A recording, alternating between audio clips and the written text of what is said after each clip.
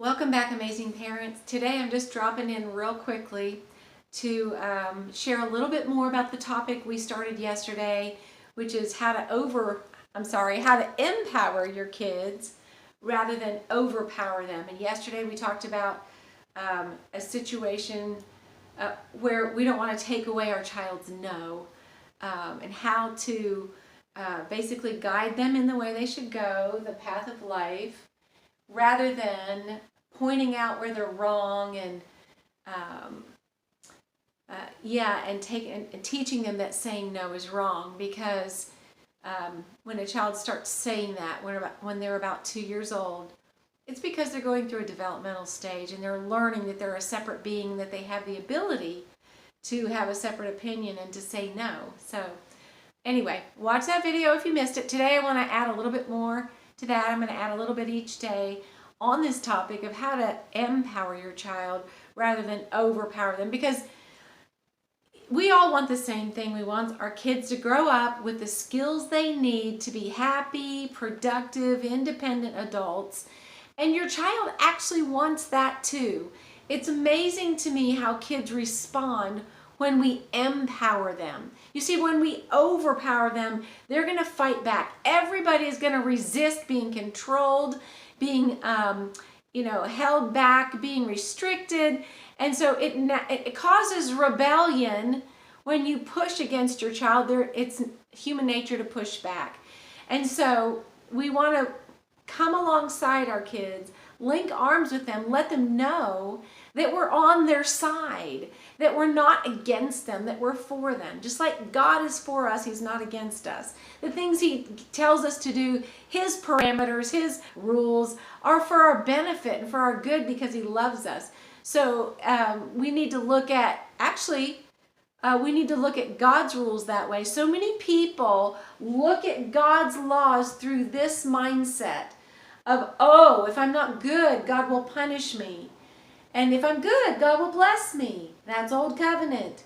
In the New Covenant, we get all the blessings without any curses. So when we look at His commandments as His love, His protection, do not commit adultery. Why? It's going to bring trouble into your life. God doesn't have to punish you. The consequences will catch up with you.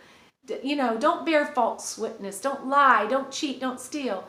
That'll catch up with you. Honor your parents. It'll go well with you. So, I heard a man that I respect very much, James Riles, say that, what if the 10 commandments were 10 blessings?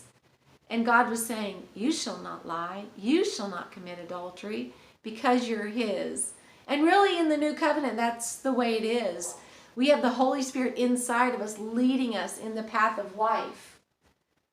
And He won't direct us to do any of those things that will bring trouble into our life. So we want to have the same attitude toward our children rather than seeing them as bad or rebellious or defiant. See them as a little child that doesn't know, and we are guiding them in the way of life. So today, I want to share an example with you about how we can empower our children. You see, the way you interact with your kids when they're little, you are actually equipping them for life, either by default or design. So if you, in the example from yesterday, if you punish your child for saying no, well, you're telling him that he can't say no. You're creating a weak, boundaryless person. Okay, so you're not equipping him well for life. You have to teach him when no is appropriate, how to use it, without being harsh or critical or making him feel like saying no is a bad thing, because it's not. No is our basic human boundary. So today I want to talk to you about how to handle, if you have more than one child, I'm sure you handle conflict on a regular basis. But even if you only have one child, you handle conflict between you and your child all the time, because your desires and his desires don't always match up. In fact, they probably rarely do. And you're always trying to convince him or demand that he follow your desires. So we deal with conflict on a daily basis, and conflict isn't anything to be afraid of. Conflict is a part of daily life on planet Earth. So you have lots of opportunities when your child is little to teach him how to deal with conflict, so then when he grows up, conflict won't be a problem for him.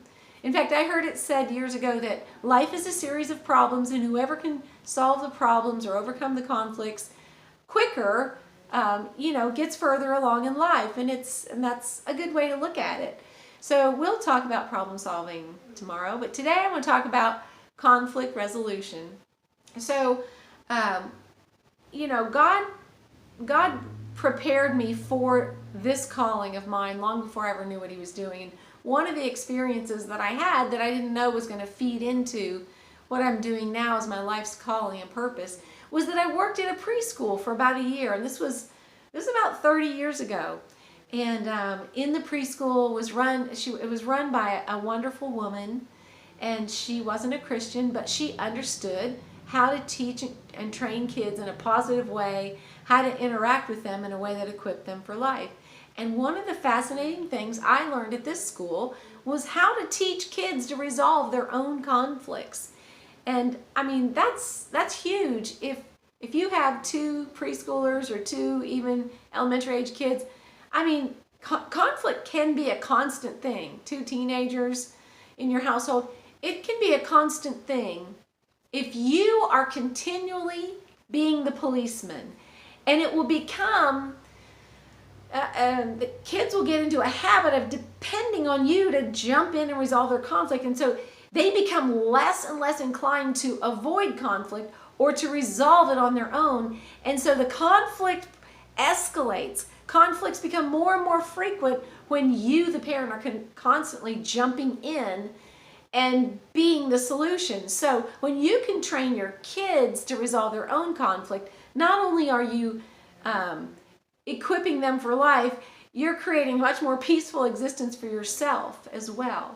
So what we would do in this preschool when 2 of the kids had a conflict, the first thing we would do was we would ask them, what's the problem?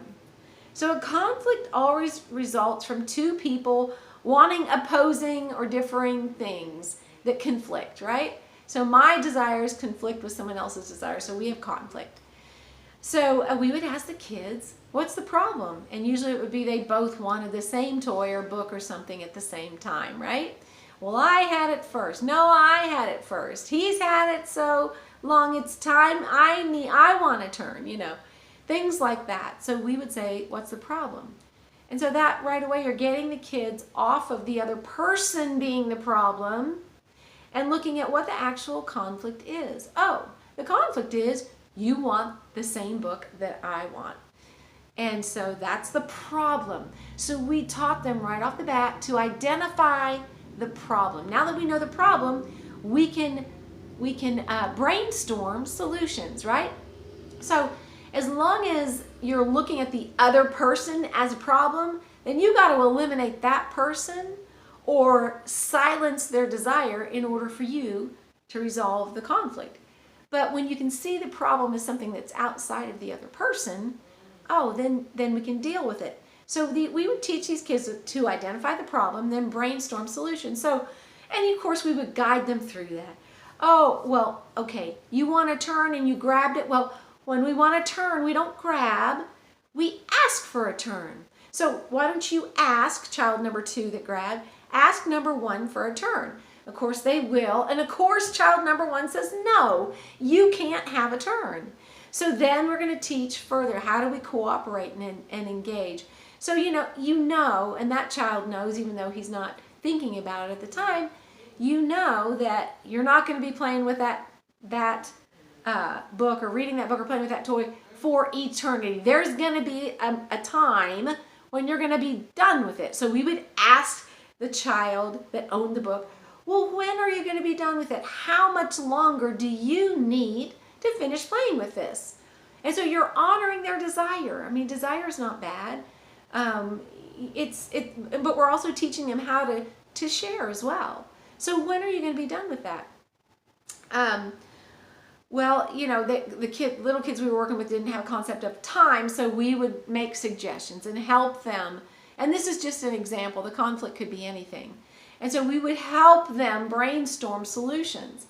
So after of guided the kids. Oh, and then we would finish with, we would find a solution that they both agreed on. So let's say he said, well, if he couldn't, give a time, I'd say something like, well, how about 5 more minutes? Will you be finished reading the book in 5 minutes? Well, the kid that's 3 or 4 has no concept of what 5 minutes is. So it's just a number to him. But they're always going to want to feel, we all want to feel in control of our world and our life. And we should be.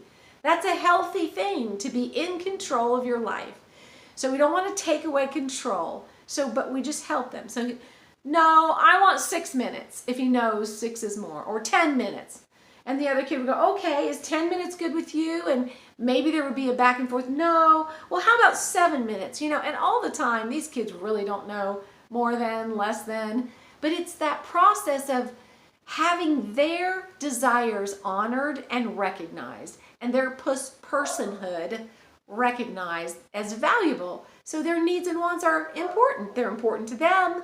They should be important to me. And so we're teaching them healthy boundaries, like where does your responsibility begin and end? So you're not responsible to make that other person happy, but you can cooperate and you can protect your boundaries, which is, I was reading this right now, you're going to have to wait. That's a healthy boundary. But you can have it when I'm done, which will be 10 minutes or whatever they agreed on. And so we would take them through this process of identifying the problem, brainstorming solutions and helping them do that at first, and then agreeing upon a solution that worked for both of them. And, you may not believe me how well this went, but I'm telling you that, we tend to think of things in one way or the other, like it's either my way, I'm going to have to solve this problem, they're just going to fight. That may be the way it looks to us from our human understanding. But you would be amazed when you start equipping kids with tools to be self-directed. They absolutely love it. It empowers them. It makes them feel important and grown up. And a lot of times these kids resolve conflict a lot better than many of the adults we see in the world now, because we have a whole adult population that doesn't know how to get their needs met in a healthy way because they were never taught. So it's so much easier to teach them when they're 2, 3, 4, 5, 6 years old than it is when they're 25 or 35 or 50 and they still haven't learned how to resolve conflict easily. But you'll be amazed how the kids respond to this. So what would happen then, I worked with the owner of the school. It was she and I, and we had about, a dozen kids or so. Anytime that we heard a conflict arise in the room somewhere, we would just look over and all we had to say was, what's the problem? And that would trigger in their mind the process that we had taught them to resolve the conflict. So you can do this with your kids and you will be giving them a life skill that will serve them for the rest of their life of learning. Think about marriage, how much marriage conflict there is nowadays, and how, husbands and wives, can't seem to get outside of themselves and see the conflict for what it is. It's simply a conflict. It's a problem. Identify the problem and come to a working solution. But I'm telling you, if we can train our kids in this most helpful life skill when they're little, they're going to have a much more successful time as adults and all through their life. And it will make your life so much easier when you can say, what's the problem? And your kids take care of it themselves. So I hope this has been helpful to you. Look forward to talking to you again tomorrow. I have a short video every day on different skills and different situations that we face as parents and how we can respond to them in ways that empower our children rather than overpower them.